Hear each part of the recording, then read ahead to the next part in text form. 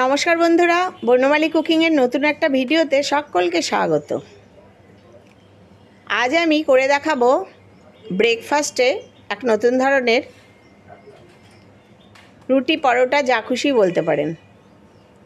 এগুলো বাচ্চাদের টিফিনের জন্য খুব উপযোগী, খুব স্বাস্থ্যকর। এর জন্য আমি কিছুটা আটা শুধুমাত্র একটু নুন দিয়ে ভালো করে মেখে নিয়েছি। আটাটা এরকমভাবে এরকম একটু নরম নরম করে মাখলেই ভালো হয়। আপনারা তো রুটির জন্য করেনই, একদম সিম্পল রুটির জন্য যেমন আটা মাখেন সেরকম আটা মেখে এরকম করে একটু বড় বড় করে লেচি করে নিতে হবে। আমি 1 বাটি পরিমাণ আটা মেখে নিয়েছি, তাতে আমার 6টা পরিমাণ এরকম লেচি হয়েছে। আমি সেগুলো গোল করে নিয়ে দিলাম। এবার এই ব্রেকফাস্টে আমার লাগবে কিছুটা পনির, গাজর, বিনস, ক্যাপসিকাম এবং পেঁয়াজ। যাতে একটু বাচ্চাদের মুখে মুখরোচকও হয় সেরকমভাবে করতে হবে এবং সেটা স্বাস্থ্যকরও যাতে হয়। গাজরটা প্রথমে আমি ছুলে নেব, ভালো করে আমি ধুয়ে নিয়েছি, ধুয়ে ছুলে নেব। ছুলে গাজরটা আমি গ্রেট করে নেব।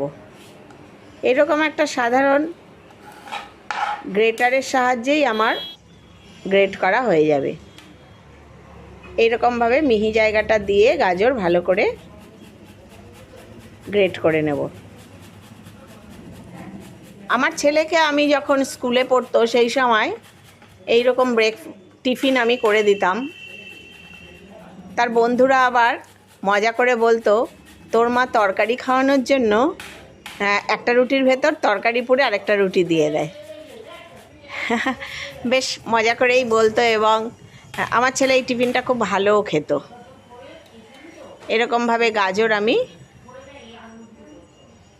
অর্ধেকের বেশি পরিমাণে গাজর, আমার 6টা লেচি আমি নিয়েছি। আমার এরকম 3টে পরিমাণ হবে, ডবল ফোল্ড করে। এইরকমভাবে আমি গাজরটা গ্রেট করে নিলাম। এই জিনিসটা এতটাই সহজ পরিমাণ যে অনেকেই এটা করতে পারবেন এবং বাচ্চাদের টিফিনের সমস্যাও অনেকটা মেটে। এই যে ক্যাপসিকামটাও আমি এরকমভাবে গ্রেট করে নিয়েছি। বিনস তো আর গ্রেট করা যায় না, তাই খুব মিহি করে এরকম ছুরি দিয়ে আমি বিনস ধুয়ে ভালো করে কেটে নেব। এরকম মিহি করে খুব সুন্দর করে কেটে নিতে হবে। যেহেতু আমি মাঝখানে দেব, তাই জন্যে এইগুলো একটু মিহি করে কাটলে খুব ভালো হবে এবং সেটা যাতে রান্নাটাও হয়ে যায় রুটি করার সাথে সাথে, সেটা দেখার দিকে নজর দেওয়ার জন্যেই এগুলো খুব মিহি করে কাটতে হবে। আমি বিনসটাও খুব সুন্দর করে মিহি করে কেটে নিলাম। এরকম 5-6টা বিনস এরকমভাবে। আজকালকার ছেলেমেয়েরা সবজি একদম খেতে চায় না, তাই তাদেরকে খাওয়ানোর জন্য এই অভিনব পদ্ধতি আপনারাও অবলম্বন করতে পারেন, তাতে খুব উপকারী হবে। পেঁয়াজ ছুলে ভালো করে ধুয়ে নিলাম। এবার পেঁয়াজটা মিহি করার কাটার একটা পদ্ধতি আছে, যেমনভাবে কাটলে পেঁয়াজ কিন্তু খুব ছুরির সাহায্যেই খুব মিহি করে কাটা যায়। আর বটির সাহায্যে তো হয়ই, অনেকেই বটির সাহায্যে খুব সুন্দরভাবে পারেন। ছুরির সাহায্যে আমিও খুব একটা অভ্যস্ত নই, তবু আমি চেষ্টা করতে করতে এখন পারি। আর আজকালকার ছেলেমেয়েরা ছুরির সাহায্যে খুব ভালো কাটে এবং তারা সব সবজি ছুরির সাহায্যে কাটে, বটি ইউজ করা প্রায় সম্ভব হয় না। এরকমভাবে খুব ভালো করে মিহি করে নিলাম। আর পনিরটা যে বড় বড় যে জায়গাটা, সেই জায়গাটা দিয়ে গ্রেট করে নেব। এরকম মিহি গ্রেট না করলেও হবে, বড় বড় জায়গাটা দিয়ে এরকম আমি গ্রেট করে নিলাম। এইভাবে আমার সব কিছুই প্রায় রেডি হয়ে গেল। এবার যে লেচিগুলো আমি করেছি সেই লেচি একটা আমি বেলে নিচ্ছি। সবগুলোই আমি বেলে নেব, একটা আমি বেলে দেখিয়ে নিচ্ছি, একদম সাধারণ রুটি বেলার মতোই। এটা কিছু আহামরি কাজ নয়, সবাই প্রতিদিনের অনেক অনেক রুটি করেন, সেই রকমভাবে এটা করা। বরঞ্চ আমি হয়তো একটু রুটি বেলার ক্ষেত্রে একটু পিছিয়ে পড়া, তাও চেষ্টা করে দেখানোর জন্য গোল করে করার চেষ্টা করছি। এইরকমভাবে আমি রুটিগুলো বেলে নেওয়ার চেষ্টা করলাম।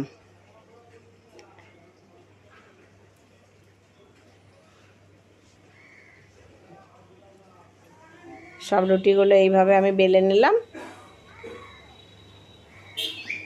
এবার যে আমি সবজিগুলো নিয়ে নিয়েছিলাম, সেই সবজিগুলোকে কিছু জিনিস আমি এর মধ্যে মেশাবো। সবজিগুলো একসাথে করে নেব।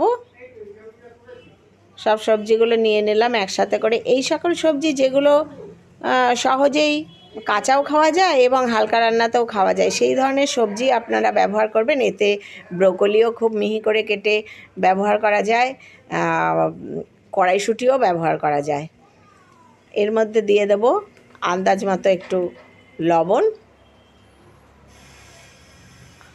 আর আমি কোনো কাঁচা লঙ্কা কুচি দেব না, কারণ ছেলে মেয়েদের মুখে পড়লে সেটা খেতে চায় না। তাই জন্য গোলমরিচের গুঁড়ো আমি দিয়ে নেব। 1 চামচ পরিমাণ গোলমরিচের গুঁড়ো ভালো করে মেখে নেব।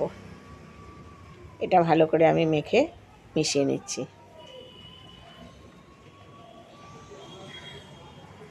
ছুটির দিনে সকালবেলার কিন্তু খুব ভালো ব্রেকফাস্ট, এছাড়া ছেলে মেয়েদের স্কুলের টিফিনের জন্য খুব ভালো। এবার একটা রুটি আমি নিয়ে নিলাম নিচে। এর ওপরে আমি যতটা সম্ভব অনেকটা পরিমাণে আপনি এতে পুশ করে দিতে পারবেন। ছড়িয়ে নিয়ে ভালো করে সাজিয়ে সাইডগুলো একটু ফাঁকা রেখে মাঝখানটায় বেশ অনেকটা পরিমাণে দিয়ে দেওয়া যায়। আর বাচ্চারা এটা ভালোও খায়। এরপরে এর ওপর দিয়ে আরেকটা রুটি সাজিয়ে নেব। অনেক সময় নিচের রুটিটা বড় এবং ওপরের রুটিটা ছোট রাখলেও সুবিধা হয়, কিন্তু আমি দুটো একই পরিমাণ রুটি সব বেলেছি। আমি এরকমভাবেই করি। এবার এই ধারগুলোকে একটু চেপটে চেপটে মিশিয়ে দেব। এতে লেচির ভেতরে পুড়ে বেলার কোনো সমস্যা রইল না, অথচ ভেতরে অনেকটা পরিমাণ সবজি আপনার রয়ে গেল। আর একটু দেখতে সুন্দর করার জন্য এরকম কাঁটা চামচের সাহায্যে সাইডগুলো একটু চেপে দিতে পারেন। তাতে রুটি দুটো একসাথে করে বসেও যাবে, আর বেরিয়ে আসবে না, আর দেখতেও বেশ একটু সুন্দর হবে। হয়ে গেল আমার এরকমভাবে দুটো রুটি মাঝখানে পুর ভরা। এবার এইটাকে প্রথমে একটা ফ্রাই প্যানে এপিট ওপিট করে এমনি সেঁকে নেব। প্রথমে এমনিভাবে সেঁকে নেব। আমার বাবা বলতেন রান্না হচ্ছে একটা আর্ট। সেটাকে যত সুন্দরভাবে নিজের মননের সাহায্যে তৈরি করতে পারবে ততই সুন্দর হবে। আমার মাও খুব ভালো রাঁধ দেন। মায়ের কাছ থেকে আমার কিছু কিছু রান্না শেখা। সময়ের অভাবে অনেক কিছুই করতে পারি না, যা পারি সেগুলো আপনাদের সাথে শেয়ার করি, ভালো লাগে মনের আনন্দে।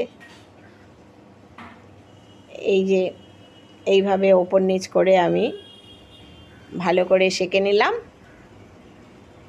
এইবার এইটা সাদা তেল, আর কেউ যদি মনে করেন বাটার দেবেন তাহলে বাটার দিয়েও এটা ফ্রাই করে দিতে পারেন। ময়দা এখন খাওয়াটা স্বাস্থ্যকর নয়, আটার সাহায্যেই করা ভালো। আমি আটার সাহায্যেই করি। আগেও আমি আমার বাচ্চাদের আটা দিয়েই করে দিতাম, আর এখনও মাঝে মধ্যে আমার ছেলেকে করে দিই যখন, এরকম আটা দিয়েই করে দিই। মেয়ে তো অনেক দূরে থাকে, করা সম্ভব হয় না। এই রকমভাবে এবার ওপর নিচ ছেঁকে এইটা হালকা তেলেও আপনি ফ্রাই করতে পারেন, আবার যদি মনে করেন একটু বেশি দিয়েও করতে পারেন। এরকমভাবে উল্টে পাল্টে এবার গ্যাসটা একটুখানি কমিয়ে নিয়ে করতে হবে এই ভাজা পর্বটা। কারণ হচ্ছে এর ভেতরে যে সবজিগুলো আছে সেগুলো এই গরমেই কিন্তু ওটা যতটা সম্ভব রান্না হবে। তাই জন্যে গ্যাস বাড়িয়ে হুড়মুড় করে নিলে হবে না। গ্যাসটা একটু মাঝারি রেখে এটাকে উল্টে পাল্টে ভালো করে ভেজে নিতে হবে। কিন্তু চটজলদি হয়ে যায়। আপনি যদি একবার অভ্যস্ত হয়ে যান তাহলে করতে বেশিক্ষণ সময় লাগে না। ওই ভোরবেলা স্কুলে যাওয়ার সময়ও কিন্তু আমি এগুলো আমার ছেলেকে করে দিতাম, তাই জন্য খুব একটা কষ্টের ব্যাপার নয়। ভাবনাটা এবং করার চিন্তাটা যদি মাথায় থাকে তাহলে অনায়াসে যে কেউ করে নিতে পারবে। খুব সুন্দরভাবে এটা হয়ে যাচ্ছে। আজকে অনেক দিন পর আমার ছেলে বলল, মা সেই তরকারি পোড়া রুটিটা আমায় করে দাও, তাই করে দিলাম। ছুটিতে এসছে ছেলে, তাকে এখন ব্রেকফাস্টে আমাকে কিছু না কিছু তো একটু মনোরঞ্জন করতেই হবে। আমাদের মতো মুড়ি, রুটি, ডালিয়া এইগুলো তো এখনকার ছেলেমেয়েরা আর খেতে চায় না, তাই জন্য একটু এদিক ওদিক করে কায়দা মতো কিছু করে দিতে হবে। হয়ে গেল আমার দুটো। একই রকমভাবে আমি বাকিগুলোও করে নেব।